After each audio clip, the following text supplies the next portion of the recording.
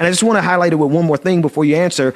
The fact that Georgia is able to do this, you brought up H.R. 4, and I'm so glad you did, because you think about what happened under Shelby versus Holder, you realize the reason they're able to do this is because there are no more checks and balances from the federal level in terms of Georgia. So now you have no help on the federal level.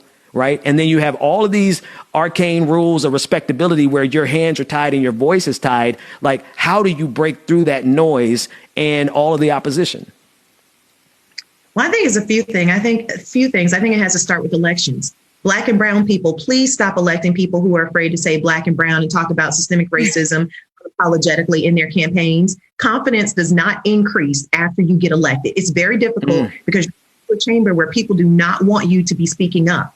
So please stop electing people who don't bring the fire when they're campaigning, because I promise you, when they get into these chambers, there is no shortage of lobbyists and external forces that are trying to make them feel like it's completely inappropriate to call out systemic racism and talk about what we need in our communities. So that's where I think a lot of this starts. To your point about breaking the rules, I mean, I came from community organizing before being elected in my personal time.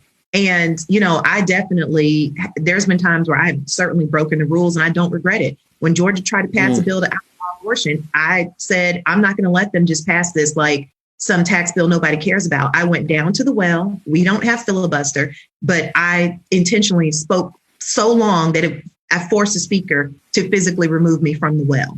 So, the thing is that we have got to continue to elect people who understand that these bills that are being passed are not just words on a paper.